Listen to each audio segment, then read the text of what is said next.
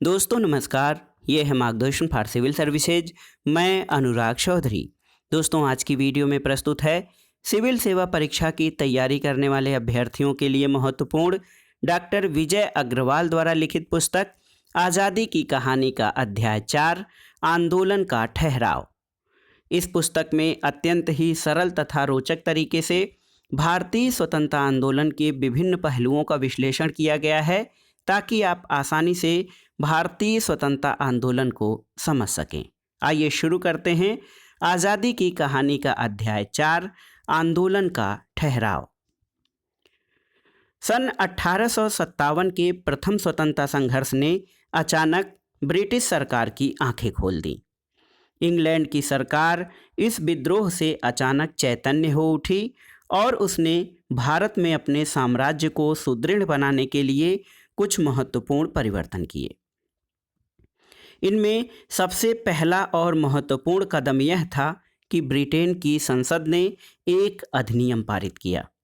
इसके अनुसार भारत पर शासन करने के ईस्ट इंडिया कंपनी के अधिकार को समाप्त कर दिया गया और उसे भारत मंत्री को सौंप दिया गया।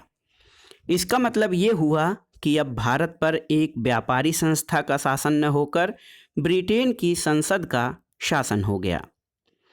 ठीक इसी के अनुकूल भारत में ब्रिटेन के सर्वोच्च अधिकारी को, जिसे अब तक गवर्नर जनरल कहा जाता था, अब वायसराय कहा जाने लगा। वायसराय का अर्थ होता है राजा का वैयक्तिक प्रतिनिधि।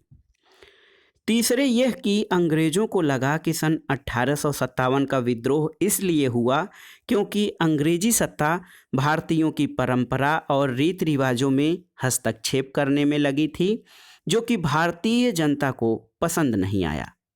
इसलिए ब्रिटेन ने यह निर्णय लिया कि वह भविष्य में भारतीयों के किसी भी सामाजिक और सांस्कृतिक क्षेत्र में हस्तक्षेप नहीं करेगा।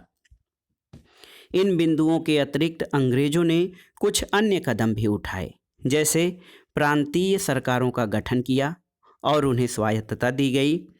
नगर पालिका और जिला परिषद को पुनर्जीवित करके उन्हें शिक्षा, स्वास्थ्य, सफाई और जलापूर्ति जैसे काम सौंपे गए। अंग्रेजों ने अपने हित में सेना के स्वरूप में भी परिवर्तन किया।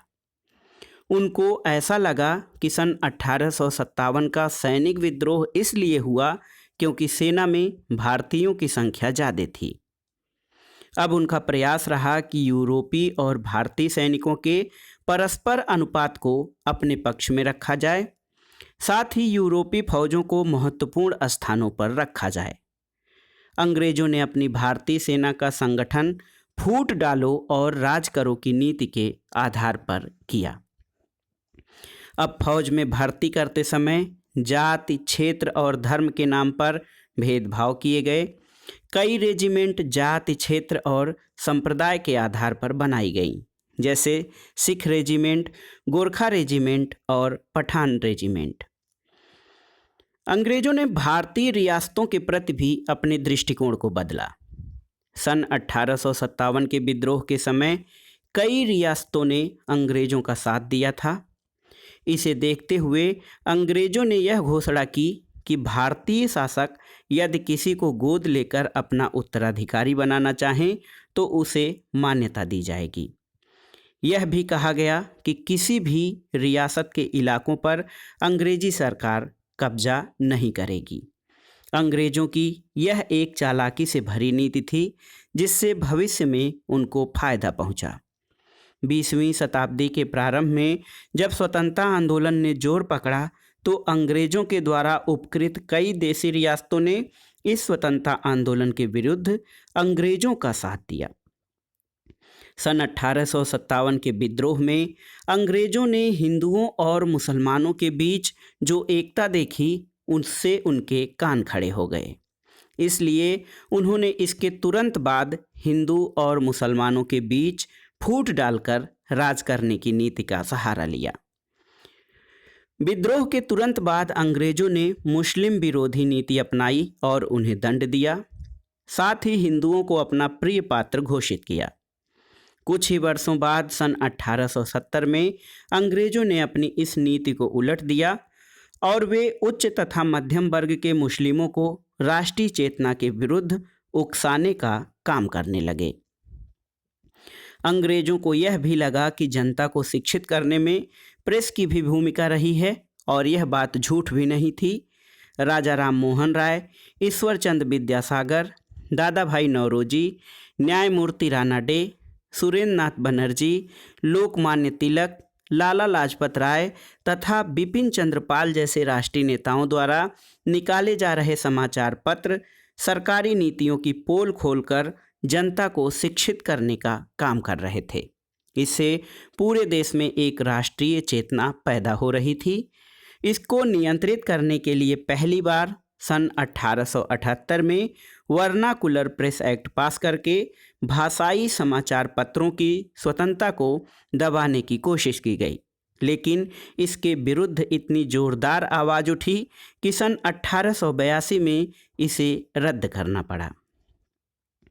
भारतीय अर्थव्यवस्था पर प्रहार।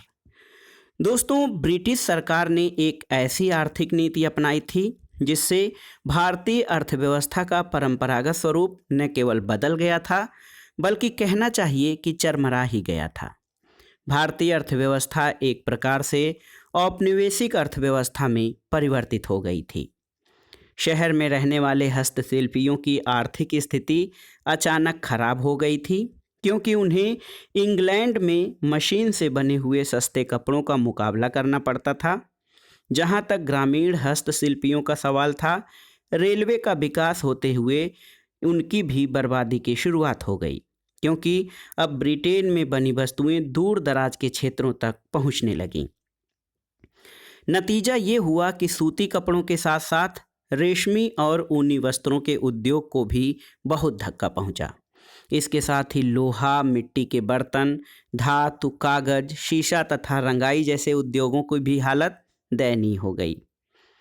चूँकि अंग्रेजों ने भारत में आधुनिक उद्योग नहीं लगाए थे, इसलिए इन बेरोजगार हस्तशिल्पियों को रोजगार भी नहीं मिल सका। नतीजा ये हुआ कि लोग खेती पर अधिक से अधिक निर्भर होते गए, जिसका अंतिम परिणाम किसानों की दरिद्रता के रूप में सामने आया। जमीन पर भी अंग्रेज सरकार कर बढ़ाती रही, लेकिन उसने कृषि के विकास के लिए कोई विशेष उपाय नहीं किए। अंग्रेजों की कर प्रणाली से महाजनों को ही लाभ हुआ, किसानों को नहीं। महाजन गांव वालों से ऊंची दर पर ब्याज लेते थे, साथ ही अपने कर्ज की वसूली के रूप में वे किसानों की जमीन को भी हथिया सकते थे। इसके कारण किसान कर्ज में डूबते चले गए और उनकी जमीन धीरे धीरे महाजनों के हाथों में चली गई, जिनके रूप में अंग्रेजों ने अपना एक हितैषी वर्ग तैयार कर लिया। निश्चित रूप से अंग्रेजों के शासनकाल में देश की आर्थिक स्थिति निरंतर गिरती गई। अंग्रेजों ने पूरे भारत का इस्तेमाल एक चरागाह की तरह किया, जिसका अपने हित में अधिकाधिक आर्थिक शोषण करना ही उनका एकमात्र लक्ष्य था।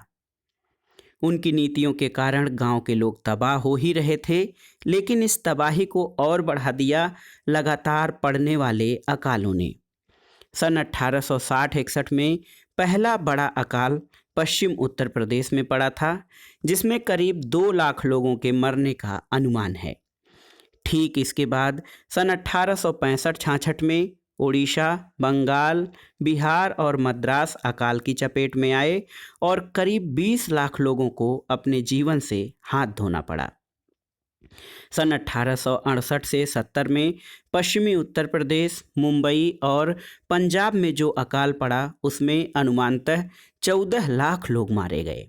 लेकिन सबसे भयंकर अकाल सन 1876 से 78 में मद्रास, मैसूर, हैदराबाद, महाराष्ट्र, पश्चिमी उत्तर प्रदेश और पंजाब में पड़ा। इस अकाल में करीब 65 लाख लोगों की मृत्यु हुई। सन 1896-97 के अकाल से 9 करोड़ लोग प्रभावित हुए। अकाल का यह सिलसिला 19वीं सदी के अंत तक चलता रहा। एक अनुमान लगाया गया कि इस दौरान देश में जितने अकाल पड़े, उनमें करीब 3 करोड़ लोगों की जानें गई। इन सब का मिला जुला परिणाम ये हुआ कि भारतीय जनता त्राहि त्राहि कर उठी। उसे ऐसा लगने लगा मानो उसकी इस स्थिति का जिम्मेदार औपनिवेशिक शासन ही था। इसके कारण भारतीय जनता के मन में अंग्रेजी हुकूमत के प्रति दबी हुई चिंगारी धीरे धीरे सुलगने लगी, जिसने आगे चलकर लपटों का रूप धारण किया। तो दोस्तों, ये था आज़ादी की कहानी का अध्याय 4, आंदोलन का ठहराव।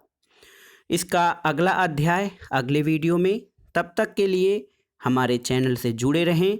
अन्य ज्ञानवर्धक वीडियो में आप किस टॉपिक पर हमसे वीडियो चाहते हैं उसके बारे में कमेंट बॉक्स में ज़रूर बताइएगा। वीडियो देखने के लिए धन्यवाद दोस्तों। नमस्कार।